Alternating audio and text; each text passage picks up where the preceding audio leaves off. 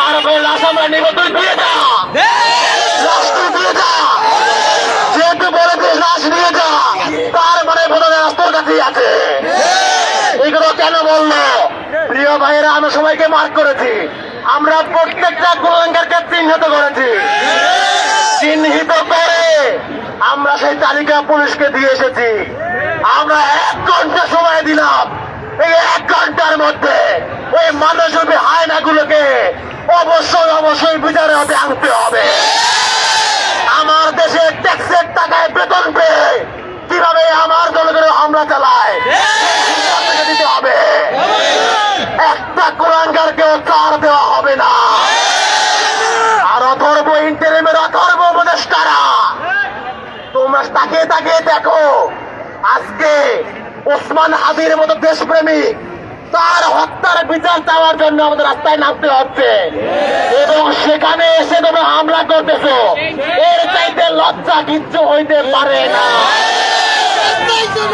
আপনারা দেখেছেন গতকাল ওসমান হাদির স্ত্রী, শুধু স্ত্রী নয়, তার 10 মাস বয়সী সন্তান, তাকে পর্যন্ত রাস্তায় নামতে হয়েছে।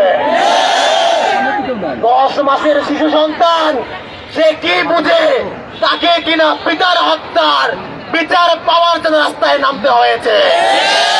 যদি আমরা প্রশ্ন করি তার পিতার অপরাধ কি, তাহলে কেন খুন করা হয়েছে?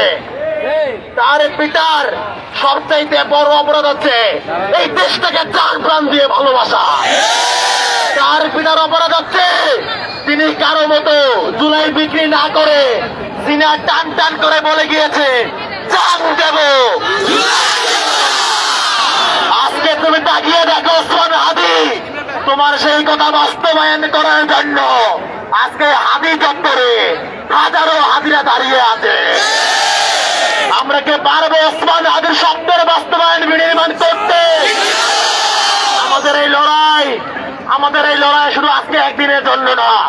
প্রথম কথা হচ্ছে, আজকে আমরা যেন এসেছি, যে কারণে এসেছি, ইনকলাব মঞ্চের নেতা কর্মীরা যমুনায় বসতে বাধ্য হয়েছে কি কারণে? তারা চেয়েছিল জাতিসংঘের অধীনে তদন্ত করার জন্য ওসমান হাদি হত্যার ঘটনা। প্রথম কথা হচ্ছে, ইনকলাব মঞ্চের দাবি বাস্তবায়ন করতে হবে হবে হবে। দ্বিতীয় কথা হচ্ছে, যেই কারণে আমার ভাইদের উপরে হামলা করা হয়েছে, এই হামলায় জড়িত প্রত্যেকটা কুলাঙ্গারকে বিচারের আওতায় আনতে হবে। আমার দেশের ট্যাক্সের টাকা বেতন পেয়ে আমার ভাইদের উপরে হামলা করবো, আঙুল চুষবো না আমরা। রাষ্ট্র যদি বিচার করতে না পারে, ওই রাষ্ট্রের বিচার আমরা করবো। আপনারা বুঝাচ্ছেন তো? আমরা পারবো তো? প্রিয় ভাইয়েরা, শুধু এগুলোই না, আমাদের সামনে ওসমান হাদির দৃষ্টান্ত আছে। ওসমান হাদি যেই শব্দ নিয়ে এই শাহবাগ থেকে তার লড়াই শুরু করেছে, সেই শব্দ বাস্তবায়নের দায়িত্ব হচ্ছে আমাদের উপরে। ওসমান হাদির লড়াইয়ের কয়েকটা বুলেট পয়েন্ট আলাদা করলে 1 নম্বরে আসে ভারতের আধিপত্য ভেঙে খান খান করে দেয়া। সেই দাবিতে আমরা অনড় থাকবো। আপনারা জানেন আর কয়েকদিন পরে নির্বাচন। আপনারা দেখেছেন বিগত হাসিনার আমলে যে কয়টা নির্বাচন হয়েছে, প্রত্যেকটা নির্বাচনে সীমান্তের ওপার থেকে কসাই মোদির বাহিনী হস্তক্ষেপ করেছে। এবারের নির্বাচনটা ব্যতিক্রম। এবারে নির্বাচনটা আনার জন্য, একটা সুষ্ঠু নিরপেক্ষ নিরাপদ নির্বাচন পাওয়ার জন্য 13 বছর আগে আমাদের 2000 ভাই জীবন দিয়েছে। তারপরে ওসমান হাদির মতো সর্বকালের সর্বসেরা দেশপ্রেমিককেও জীবন দিতে হয়েছে। এই নির্বাচন নিয়ে সিনেমিনি খেলার সুযোগ আমরা দেব? আমরা কি সুযোগ দিব? আমরা জান দিতে পারি, জুলাই কি দিব? আমরা জান দিব, কিন্তু জুলাই দিব না।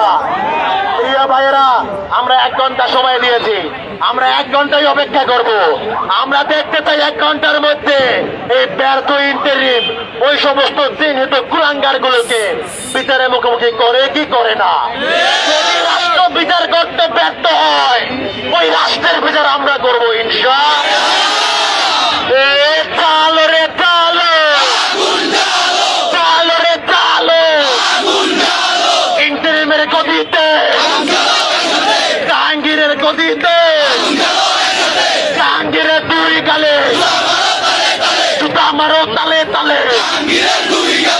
অবস্থা এমন, জুতা মারলেও শেষ হয় না, এগুলো তো লজ্জাই নাই।